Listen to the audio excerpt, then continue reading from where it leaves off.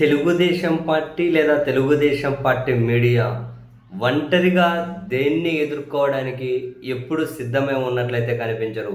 ఎన్నికలు ఎదుర్కోవాలి అంటే ఎవరో ఒకరు కావాలి. వాళ్ళు ఏదైనా ఒక దుష్ప్రచారాన్ని తీసుకెళ్ళి జనంలో రుద్దాలి అంటే వాళ్ళకి ఏవో కొన్ని తోక పార్టీలు కావాలి. ఆ తోక పార్టీల బలం కూడా సరిపోదు అని అనుకుంటే బలమైన వ్యక్తులు, బలమైన వ్యవస్థలో ప్రొటెక్షన్ కావాలి. ఆ బలమైన వ్యక్తుల వ్యవస్థలో కనుక వీళ్ళకు ప్రొటెక్టివ్గా రాకపోతే వాళ్ళ మీద వేదనో, ఏడుపో, అసంతృప్తో ఏదో ఒకటి ఎల్లగక్కుతూ ఉండాలి. ఇప్పుడు తిరుమల లడ్డూను చూడండి. తెలుగుదేశం పార్టీ దాని అధ్యక్షులు ముఖ్యమంత్రి గారు ఏకంగా జంతువుల కొవ్వు కలిసింది అనేసారు.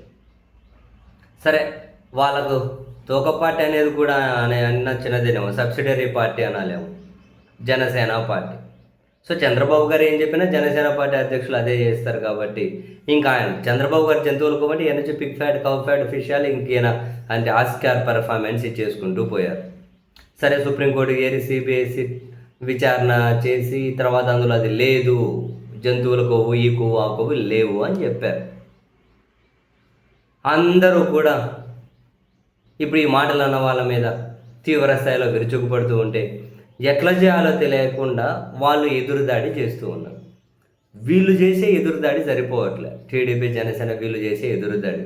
ఎందుకంటే ఏమీ లేని ఎందుకు అంత దారుణంగా మాట్లాడాలి అని. అప్పుడు వీళ్ళకి ఇక్కడ ప్రొటెక్షన్ కావాలంటే ఎవరు రావాలి? బీజేపీ వాళ్ళు రావాలి.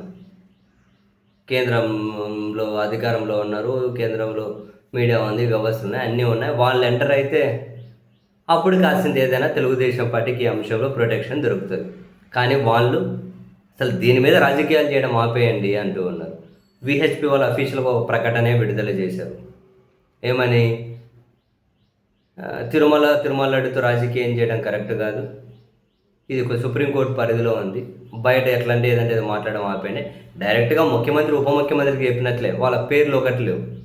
దీన్ని బట్టి చూస్తే ఎక్కడే కానీ బీజేపీ వాళ్ళు ఇది ఇట్లా జంతువులు పోగలిసింది, పిగ్ ఫ్యాట్, కప్ ఫ్యాట్ అట్లా చెత్త వ్యాఖ్యలు ఎక్కడ చేయడం లేదు ఇప్పటికైతే.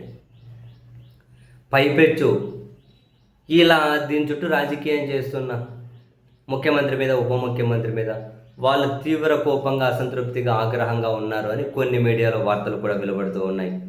అందుకే వాళ్ళు దీని మీద కనీసం నోరు కూడా తెరవడం లేదు.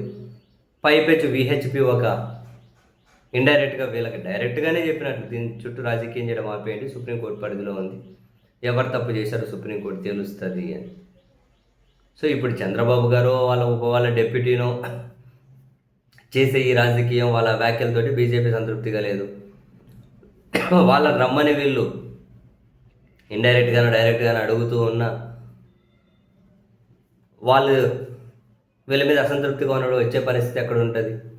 అందుకని చెప్పి వీళ్ళ తెలుగుదేశం పార్టీ పత్రిక, టీవీ ఛానల్లో కూర్చున్న యాంకర్లు పాపం నీరసపడిపోయి అంతా తలకాయ అంతా యాలేసి ఇట్లా యాలేసి స్వయాన ముఖ్యమంత్రి రంగంలోకి దిగి తిరుమలలో ఇది కలిసింది అని చెబుతూ ఉన్న బీజేపీ వాళ్ళు ముందుకు రావట్లే. ఎందుకు ముందుకు రావట్లేదో తెలియడంలే. వైఎస్ఆర్ కాంగ్రెస్ పార్టీ వాళ్ళేమో ఈ ప్రభుత్వాన్ని చెడుగుడాడుకుంటున్నారు. ఈ కూటమిలో బీజేపీ భాగస్వామి వాళ్ళేమో ఏం మాట్లాడట్లే. వాళ్ళు రావాలి, వాళ్ళు మాట్లాడాలి. అట్లా ఒంటరిగా మన వల్ల ఏం కాదు. ఒంటరిగా ఎన్నికలు ఎదుర్కోలేము. ఒంటరిగా వీళ్ళు దుష్ప్రచారం చేసి దానికి మళ్ళీ అటువైపు నిజమైన ప్రచారం వస్తే దాన్ని అడ్డుకోలేరు. మళ్ళీ ఈ తోక పార్టీలు వీళ్ళ బలము సరిపోవట్లే.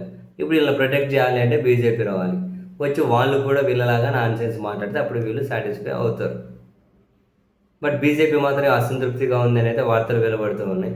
మరేమైనా అక్కడగానే ఏమన్నా వెళ్ళి ఏమైనా సెటిల్మెంట్లు చేస్తారేమో, డీళ్ళు మీరు ఇట్లా మాట్లాడండి, ఆన్లైన్ మాట్లాడండి, డీల్ ఇది డీల్ అది అని చెప్పి ఏమో తెలియదు. ఇంకా ఇప్పటికైతే బీజేపీ నోటి తెరవట్లే, వీళ్ళ మీద అసంతృప్తిగా ఉందని వార్తలు వస్తూ ఉన్నాయి.